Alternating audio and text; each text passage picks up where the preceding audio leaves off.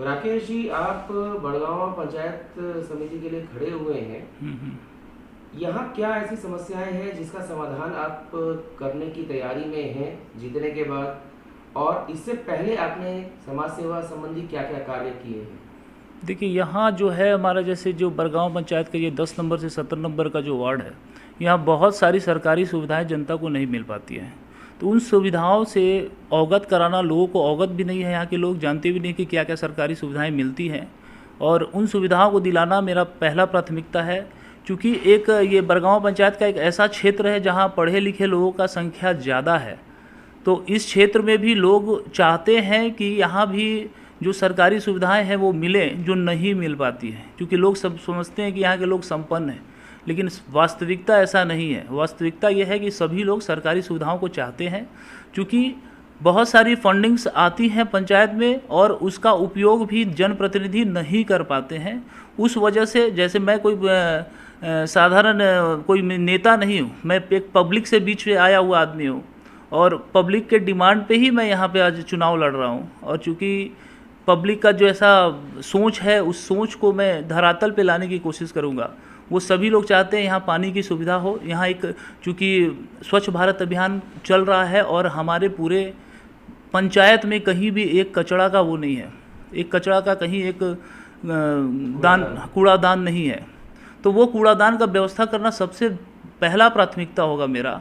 और जितना भी गली में सड़क का निर्माण हुआ है, उस सड़क का निर्माण जो हुआ वो बहुत ही विधिवत रूप से नहीं गया है, जिसके वजह से वहाँ पानियों का जमाव हमेशा लगा रहता है। जैसे आप देखेंगे, जैसे आप आ रहे होंगे, रास्ते में शिशु विहार स्कूल है, स्कूल के पास आप देख रहे होंगे, वहाँ बरसात में 24 घंटा पानी जमा होता है।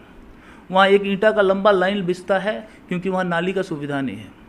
तो मेरा पहला प्राथमिकता कूड़ा, नाली, और साथ ही साथ एक जो हमारे झारखंड में बहुत ही अच्छा भी सभी गवर्नमेंट उस पर वो करती है, खेल पे फोकस करने की बात है। तो खेल पे मेरा पहला फोकस होगा कि यहाँ एक अच्छा एकेडमी बनवाया जाए, जिसमें सभी बच्चों को हर तरह के खेल का प्रशिक्षण दिया जाए। आपने कहा कि बहुत जनप्रतिनिधि फंड का उपयोग नहीं कर पाते हैं जी। उपयोग नहीं कर पाते हैं या उपयोग करते नहीं? नहीं, उपयोग नहीं करते हैं। अगर कोई भी पैसा वापस जा रहा है, कोई भी जनप्रतिनिधि है, अगर उसके पास किसी तरीके का फंड आ रहा है, तो वो फंड का यूटिलाइजेशन जनता के बीच में होना चाहिए। बट यहाँ क्या है, फंड वापस चल जाता है। जो वापस जाना, ये कहीं ना कहीं दुर्भाग्यपूर्ण बात है। वो आया है जनता के लिए खर्च करने के लिए, तो वो खर्च करना चाहिए हर जनप्रतिनिधि को। क्योंकि समस्याओं से हर लोग जूझ रहे हैं। आज बिजली का जो समस्या है वो भी सब लोग देख रहे हैं, सब कुछ देख रहे हैं। तो वो समस्याओं का निराकरण के लिए अगर फंड आता है, तो उस फंड का यूटिलाइजेशन होना चाहिए समाज में। अभी सबसे ज़्यादा प्रमुख ज़रूरत क्या है? यहाँ अगर मैं अपने पंचायत की बात करूँ, तो सबसे ज़्यादा प्रमुख जो है वो पानी की समस्या है, कचरे का समस्या है, और सड़क और नाली की समस्या है। रोजगार से संबंधित कैसे आप क्या करेंगे? जी, रोजगार के लिए मैं सबसे पहले ये करना चाहूँ, जितने भी नवयुवक हैं उन्हें खुलकर सामने आना चाहिए। जहाँ जहाँ वो जिस क्षेत्र में वो अपना इंटरेस्ट रखते हैं, उस क्षेत्र में उनको आगे बढ़ के आना चाहिए और खुद अपना व्यवसाय शुरू करना चाहिए। कुछ महिलाओं के बारे में भी रोजगार से संबंधित बताइए। जी, हम महिलाओं को भी, आज की महिलाएं, जो हमारा जो क्षेत्र है, इस क्षेत्र में महिलाएं घर से बाहर निकलना नहीं चाहती हैं, क्योंकि सभी लोग घर में रहना चाहती हैं। तो हर घर की महिलाओं को जोड़कर एक महिला समिति जैसे बनता है। अभी महिला समिति का जो उद्देश्य रह गया वो सिर्फ पैसा कलेक्शन करना और आपस में बांटना वो हो गया। बट कहीं ना कहीं हम लोग उसको रोजगार से एक छोटा छोटा व्यवसाय उनके लिए बनाते हैं। 10 लोगों का समूह बना के व्यवसाय बनाते हैं, तो वो व्यवसाय कहीं ना कहीं उस परिवार को, उस महिला को भी एक आत्मनिर्भर बनाएगा और कहीं ना कहीं आर्थिक रूप से भी उनको सक्षम बनाएगा। प्रचार प्रसार सामग्री में पारदर्शिता नहीं है, प्रिंटर का नाम और साइज दर्ज नहीं है, ये कानून संगत नहीं है। डीसी का आदेश है, इस पर कुछ एग्जैक्ट देखिए, जो डीसी साहब का जो आदेश है वो तो हमेशा सर्वमान्य होगा।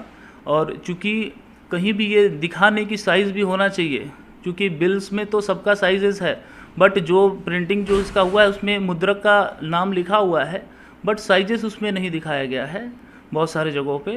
तो साइजेस का अगर कोई भी दिशा निर्देश हो, तो वो दिशा निर्देश हमें भी मिलना चाहिए, क्योंकि सबका नंबर दिया हुआ है, सभी प्रत्याशियों का नंबर दिया हुआ है, तो उस नंबर पे कंटिन्यूस उनका आना चाहिए कोई भी इन्फॉर्मेशन होता है तो। क्योंकि पंचायत चुनाव है, बहुत सारे लोग नए चुनाव में आए हुए हैं, तो उनको भी मालूम होना चाहिए कि क्या क्या नियम कानून है। क्योंकि ये एक चुनाव जो है वो कहीं ना कहीं पारिवारिक चुनाव होता है। यहाँ सभी लोग लड़ते हैं क्या, वो कुछ दिनों के लिए लड़ते हैं, फिर सब एक जैसे रहते हैं।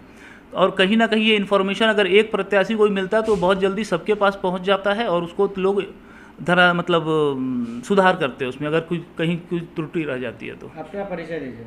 राकेश सिंह, बरगांव पंचायत से जिला परिषद प्रत्याशी, पंचायत समिति प्रत्याशी।